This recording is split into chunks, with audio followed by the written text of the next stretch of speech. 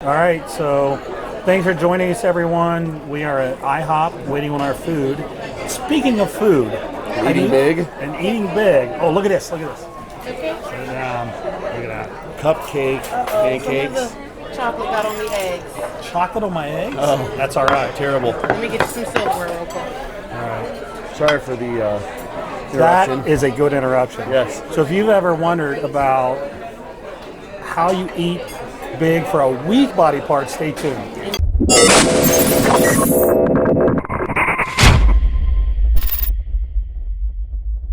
So the question is, eating big for weak body parts. And you can't eat big every single day because you're just going to get fat. But you can strategize when you eat in terms of using that to make your focus on a weak body part in terms of recovery. So the question is, should you load up the food beforehand so you can train harder and feel fresh? Or should you eat those extra calories post-workout and really eat big after you train for recovery? And my thoughts on that would be you could do both, depending on how your calories are spread out otherwise and how much fat you tend to gain. Some people can train really hard if they haven't eaten big.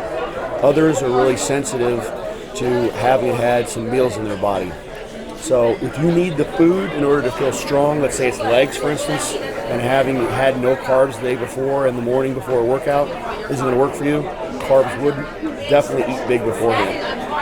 I don't think there's any probably controversy as to whether you should try to eat big afterwards for recovery to some degree. So that could work too. Depends on how many weak body parts you've got. But either strategy would work depending on what works best for you in terms of making sure you can train hard and recover well. So some of it will be trial and error like most things. The other thing I would add is people have varying degrees of insulin sensitivity, which is how you tolerate carbs. So for those of you who maybe have a faster metabolism, you're leaner naturally, you tolerate carbs a little better, you can be pretty liberal. You know, you could do both. But for someone who doesn't really handle them real well, I would steer more toward putting them closer to the workout. Peri-workout. Yeah, peri-workout. Yeah. So that's just something to keep in mind too, because people have varying degrees of insulin sensitivity, their ability to use carbs, and so that's the other thing I would add. Yeah, some people like to train light. They don't like to train with a large intra-workout in, but some will help. We covered this on a seminar this weekend. You know, there's some reasons hormonally you want to elevate your insulin a little bit. You want to make sure carbs are there to replenish the glycogen, sort of get a jump start on the recovery processes. Some people can handle big intra-workouts and they're fine. Others like to train just on water or maybe just some Gatorade. Just Gatorade will do it.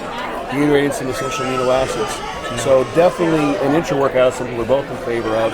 But as to whether you use up the limited loss of insulin sensitivity that you can handle because of your body type, whether you put on fat or not, by eating big beforehand, if you can only fit in so many carbs and so many calories and not risk getting extra fat, then probably do it peri-workout and post-workout. If you're someone who needs to eat and eat and eat, quote-unquote an ectomorph, so to speak, then you could probably get away with both a full day's full eating big before a weak body part, and the recovery process of eating extra afterwards too. There you go. Eat big for a weak body part. Eat up.